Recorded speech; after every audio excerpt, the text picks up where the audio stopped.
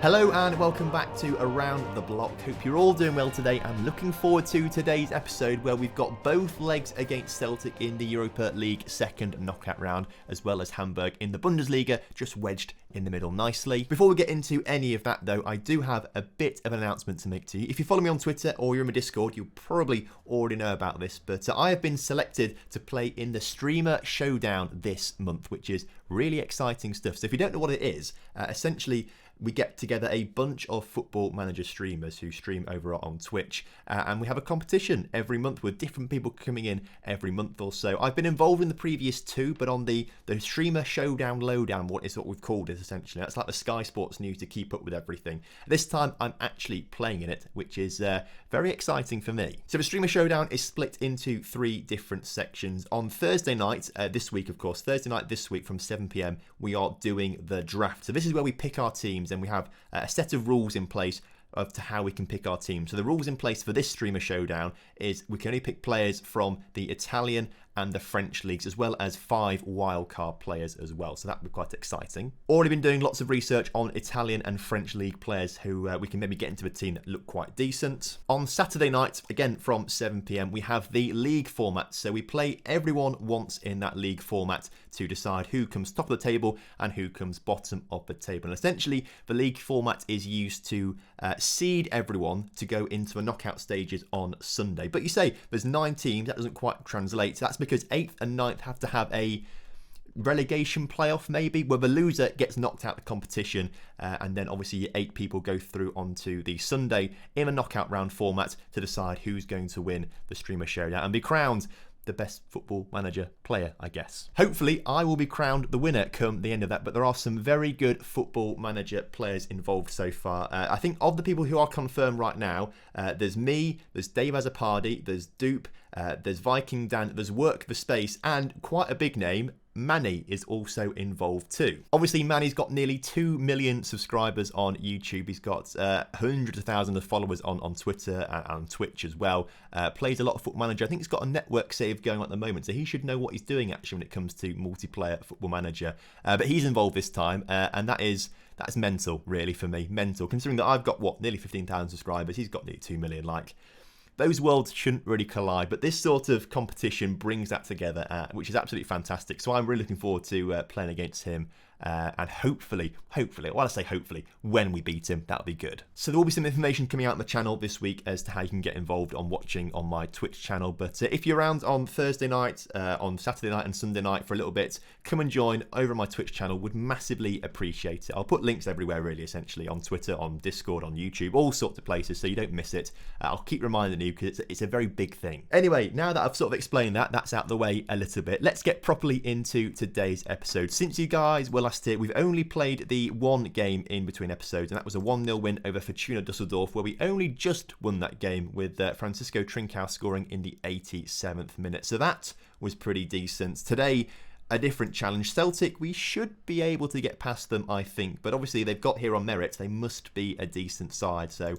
we do have to be a little careful against them. But we've got the home leg first, so we're going to go all out for this one. We've got Andre Luis in goal with Buncevic, Blažević, Diogo and Dopatka at right back today, because Ferraro is suspended and Ona Gull has just come back from an injury, so he's the best sort of player we've got to put at right back for now.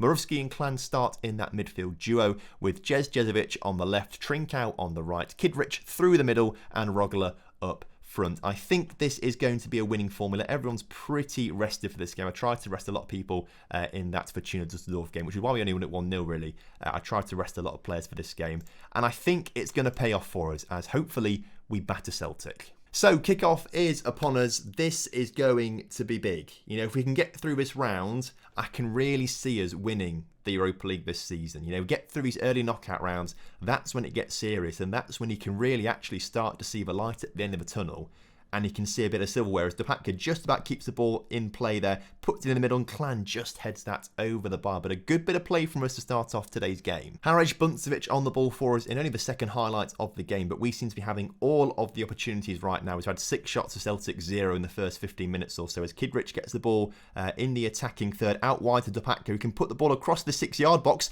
doesn't need to. The usual centre-back, who's playing right back today because we've got no other right backs available, has just sort of dribbled dribbled through the area there, past several players, and got it past the keeper. How on earth has he done that? What a move from Dopatka here, as he just slides around everyone, and just what a finish from a centre-back, essentially. A centre-back. Wow. Great start to the game for us. Celtic also playing very narrowly, which does play into our strength quite a bit because we like to use the wings quite a lot. So that plays to our strengths a bit as Kidrich puts it back to Dopatka and Trincao puts it in the back of the net for 2-0. Fantastic stuff there. A 2-goal lead after 30 minutes. Celtic have had 0 shots. I think we can calm down just a little bit now, start to relax. I did think Celtic might be a bit tricky, but right now they're proving that it's pretty simple to beat them. Celtic finished top of their group as well, by quite some distance, I believe. So they'll be feeling quite aggrieved actually about this. Obviously, we're a Champions League team. We got knocked out because we had such a ridiculously hard group with Man City and PSG in there. One of those two teams, I imagine, will go on to win the Champions League after this, probably PSG. But we got very unlucky with our group. But if we can win this competition, I think we get seeded. We get the first seed for next season, which means we probably will avoid a big team like PSG. What's happened here? Is this a penalty for us or is it a goal? It's a penalty for us. I don't know why she didn't give us the goal, especially when no one was sent off for that either. But up steps Murovski. Murovski scores it 3-0. Are we finally going to see a Celtic highlight right now as they look to build out from the back? They've still not had a shot in this game after 55 minutes, and they might not have one now as Rogler gets a nice interception there. Trincao out to Dopatka. Dopatka to put a ball in the middle. Will he do the same thing they did earlier on? No, he puts it into Trincao, into Clan, back to Dopatka. Nice little triangles there in the middle. Rogler just over the bar. Good move from us again. Really liking how we're playing in today's game. We're going to go a little bit more positive. Let's try and get another goal or two. You know, that would really give us some confidence. The Celtic finally have a shot in today's game. Let's make some changes. I did see a comment actually last episode asking what's happened to Thaddeus Agallo. We sent him out on loan actually. He wanted to go on loan. He was asking to go on loan. So I said, yes, why not? Go on loan, mate. You know, get some game time elsewhere. See what you can do, score some goals, come back next season. Then we move to a 2-striker system next season. He will be ready and raring to go, having scored plenty of goals. He's gone to Augsburg in our division, so hopefully that'll help out massively as Jezovic gets his 6th of the season. But Thaddeus just wasn't getting the opportunities here, particularly with Rogler playing so well. I wanted him to get some game time elsewhere. So he's gone out on loan for the rest of the season. But he'll be back next season and going to get a lot more game time, I think, next season, which would be great for him. So with less than 10 minutes to go, can we grab a 5th goal here as Diogo plays it back out to the corner taker, Jezovic, who puts it into Blažević. Blažević is now on the score sheet as well. 5-0 against Celtic. An absolute drubbing, but you know what? We've got to put on some professional displays like this and be ruthless.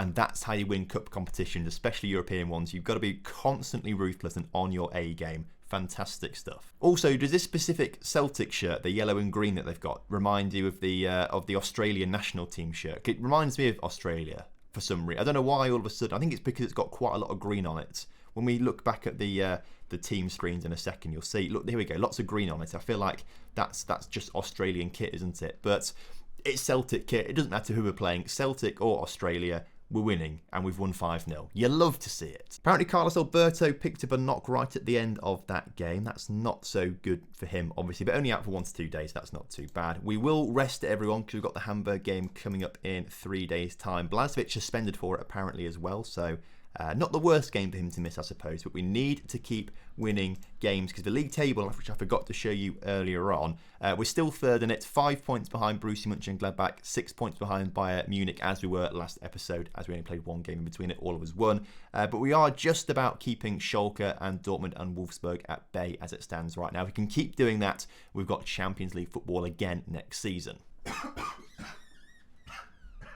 Oh, I just went to go and get a drink of water, and then sometimes you choke on it.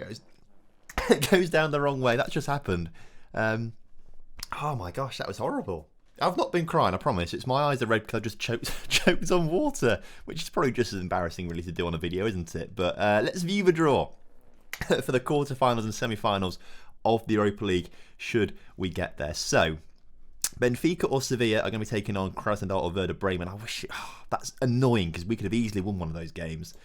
Porto or Fenerbahce taking on Legia or Milan, which is very annoying because it means we're going to have a really tough draw now for the quarterfinals and the semi-finals. I still can't talk properly after choking on that water. Ludogorets or Manchester United are going to be taking on Liverpool or Maribor. Okay, which means that we will be taking on either Tottenham or Bayer Leverkusen, and I assume afterwards it's going to be.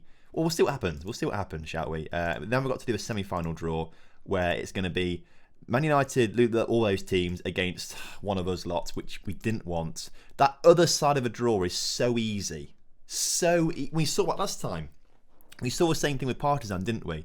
With Partizan, when we got to this stage of the Europa League, we had a really tough side of our draw. The other side of the draw was so easy. Should we get to the final, though, which I'm assuming Milan would get there out of all these teams, I'd assume that, that would be a relatively routine win for us. But if we get there, we deserve it because we've got some tough teams to come up against, I think, otherwise. The first summer signing is about to come through. Jacob Madsen is going to join us from Inter Milan on a free transfer at the end of his contract. Nothing special, really. More of a backup player, but we just needed, I think, a little bit more in the midfield as a bit more rotation, I suppose, a little bit more depth in that midfield. So he comes in perfectly on a free transfer, very cheap wages, has got good attributes where they matter as well. So I think he'll be a good part of our squad. Although this says it's Stuttgart, does that mean he's on loan at Stuttgart this season? On loan at Stuttgart this season, being released by Inter Milan at the end of his contract. How's he done for Stuttgart this season? Relatively well, like nothing special, but we're not going to use him as a first team player. He's just more of a rotation backup option for us for next season. So I think we'll only make one change to the lineup, and that will be Blažević coming off the pitch because he is suspended. So we can bring actually Dopatka back into the centre back role. Blažević will come off for Ferrara, who's back from his suspension as well. And then because we've got 2 extra sub places as well, we'll bring Huari and Gull onto the bench as well. Other than that, no change to the lineup. Let's go for it and hopefully get a win against Hamburg today. So as kickoff is upon us, I've also bought a new toy. I've bought a stream deck. I've bought one of these stream decks as Jezovic. Oh, unlucky there. Almost scoring a goal right at the start of the game. Yeah, I've bought one of these stream decks because why not? Upgrade the streaming software or hardware, is it not software? Upgrade the streaming hardware, put on some better shows on the live streams. If you've not seen the live streams, come and watch them at some point. Ideally, this week, later on this week, for the Streamer Showdown, which would be good fun. But for example, this stream deck, I thought we were going to score a goal then. It allows me to have like audio noises and things like that. So I've got a plan. I say a plan to maybe get under the nerves of other competitors. When we score goals, every time we score a goal, this is going to happen.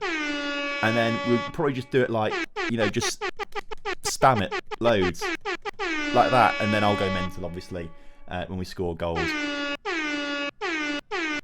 What a noise, eh? What a goal that is from Dopatka. Dopatka again. He's had a great few games, hasn't he, to be fair? But just loads of little stuff like that. It just allows me to do it really easily. Like, so easily. So I recommend getting a stream deck if you are a streamer yourself. They seem to be pretty useful. I've not even streamed with it yet, and I'm already seeing how useful these things can be. But they're going to be... I'm going to try and just get under the skin of my opponents in the Streamer Showdown. Really just nail them down. Force them into mistakes by just annoying them, probably. Something like that. A bit of psychological warfare, I think. By looks of things, Borussia Mönchengladbach and Bayern Munich aren't playing right now. They're up to 26 games, so I think they must have slipped up midweek, or we're playing on the Sunday, actually, aren't we? Not the Saturday. They must have played on the Saturday. As we're winning right now, I think they must have both drawn, because we're now only... Or no, maybe Borussia Mönchengladbach lost. Or did they? I don't know what's going on. Point-wise, we're 5 points behind. Yeah, they must have drawn then because we're 6 points behind. So we're now 5 points behind Borussia Mönchengladbach should we go on to win this game, as we're now drawing it. But if we did win this game, we would be 3 points behind Bayern Munich, who were 4 points ahead of us before. So they're both drawn, obviously. Maybe they played against each other and drew. That might make sense. But Hamburg are a mid-table side. We have to be winning this game and showing them who is bosses. Dopatka on the ball right now. The goal scorer back to Ferraro. Ferraro back to Andre Luis. Come on, lads. Let's keep this move going. Let's get a ball forward. Rogler is waiting, ready and raring to go. He's not scored a goal in today's episode yet, I don't think. He might have done, actually, now say that. I can't remember. Either way, we've lost possession, and their man's through, and a huge save there from the slightly injured Andre Luis. This time, Andre Luis on the ball into Diogo. Back to Andre Luis. Come on, lads. Let's get a goal before half-time to take ourselves back in front. Jezovic with a beautiful little touch there to take it past his markers or people around him. It doesn't manage to score the goal. We were really effective last time out against Celtic in terms of being able to convert shots into goals. Tonight, not so much. We need to improve. The second half, though, begins with an attack from Hamburg as they get it out to that right-hand side of the pitch. To put a ball in the middle, Clan clears it. Harish Buncevic also clears it as well after it goes back to him a bit weirdly. And Trincao now trying to play himself out of danger, gets into the Hamburg half now. We've got men forward. Rogler on the ball, scores the goal.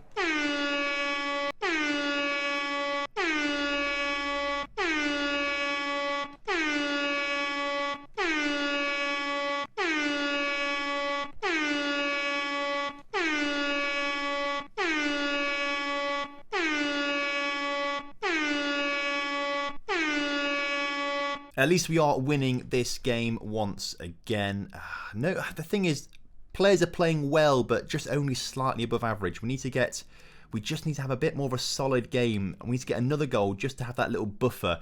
And we've got that goal. Francisco Trincao clearly heard me, scoring a great goal there.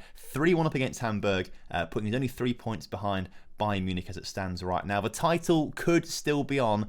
Obviously, we've got the teams ahead of us. They need to keep slipping up. We need to keep winning games. But it's looking slightly better for us now that we're within 5 points of the leaders at least. As the clock ticks down, though, we've won this game 3-1. Fantastic stuff. Another 3 points picked up in the division, keeping the pressure on Bayern and Borussia Mönchengladbach. Obviously, just staying 4 points clear of Borussia Dortmund as well. Just keep this up, and we might still be in with the title come the end of the season. New youth intake has come through, but I'll be honest, none of them look particularly good. We've got 3.5-star players at the best. It's not the best crop of youngsters coming through. I doubt any of the Patreon players will want these guys because traditionally everyone goes to the 5-star players. So I might put it on there, but I can't really see many of the Patreon players wanting those players, unfortunately. But it's worth asking. It's worth asking at least. And now, obviously, the second leg against Celtic to come up. A few players going out on international duty. Dopanka picked from the German first team. That's very, very big. It's actually already got 2 caps. Did not know that at 19. We need to start playing them a little bit more, don't we? But this is why we need that three defender system next season. We need next season to come around quickly so we can get 2 strikers, 3 defenders in the team, get rid of the wingers, or not get rid of them, but replace the wingers more often than not because they're just not as effective as they has been in previous seasons for us. So I think we will make a few changes for this Celtic game. Given that we've got a 5-goal cushion, I do want to just maybe give a few players who don't normally get a chance to play some games, to get them on the pitch. We haven't really got a good left-footed on the pitch right now. I have to swap these 2 over because the Pack has got a reasonable left foot on him. Who else? Let's give Huari a little run down the right-hand side. Gull at right back as well. We've got basically a new look-back line almost. We need to get Carlos Alberto on the side. Where's Dorbel? Dorbel, you get on the pitch as well. Everyone is having a go today. I say that. Not everyone is going to, because there's some players that we don't want to put on the pitch too much. Rogler will come off for Constantine. Where is Aruda? He can come on for Kidrich. Jezovic is the only player we've not changed, as well as the goalkeeper, because we don't really have another good left winger, actually, other than Trincao, but he's already played. So we'll leave Jezovic on.